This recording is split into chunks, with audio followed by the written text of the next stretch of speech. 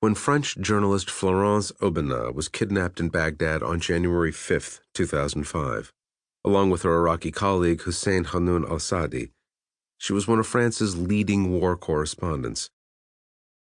Over the course of 18 years at Libération, a left-leaning French daily founded by Jean-Paul Sartre in 1973, Aubenas had covered conflicts in Rwanda, Kosovo, Algeria, and Afghanistan. But the rallies, protests, and media campaigns carried out in France in support of Aubenas while she was in captivity would make her a household name in her country.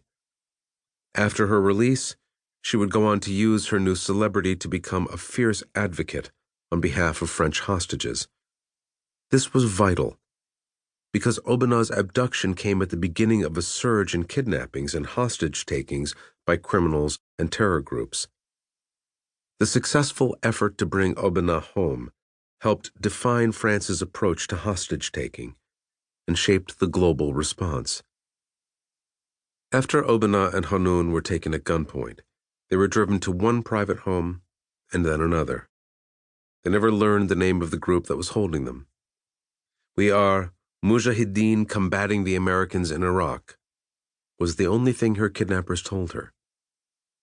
They locked her in a tiny, dank room in a building's basement and made her wear a gray sweatsuit emblazoned with the word Titanic. She was blindfolded and forbidden to speak. Hanoun was kept in the same room.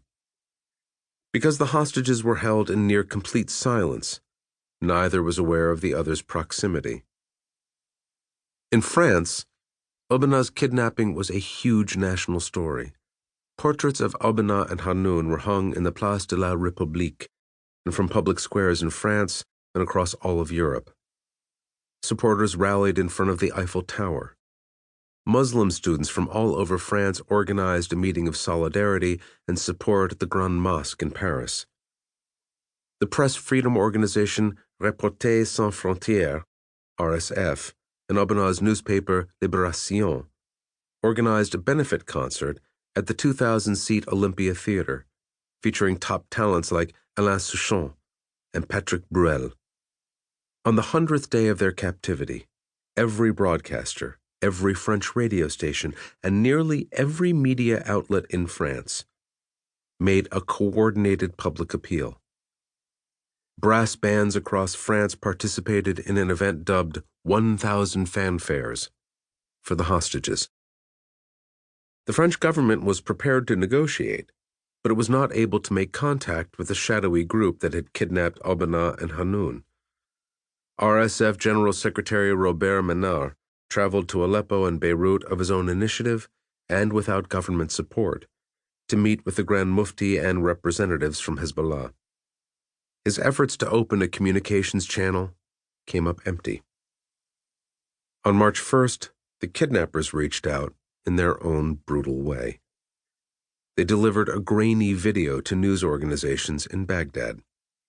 It showed Aubenas, gaunt and disheveled, begging for her life.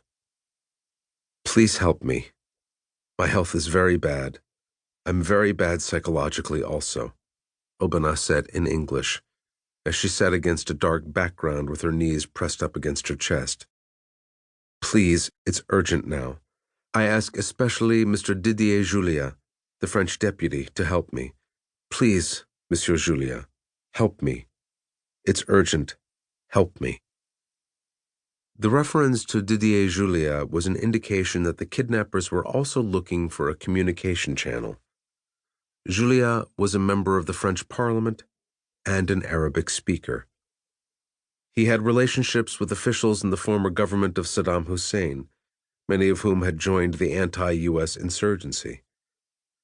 But the French government negotiators didn't trust Julia and didn't want to use him as an intermediary. On March 3rd, Julia was summoned to the office of the French spy agency Direction Générale de la Sécurité Extérieure, DGSE, and questioned. He was later told to butt out. Incensed, Julia claimed the DGSE didn't want Florence to be freed because she knows too much. His request for a meeting with President Jacques Chirac was rebuffed.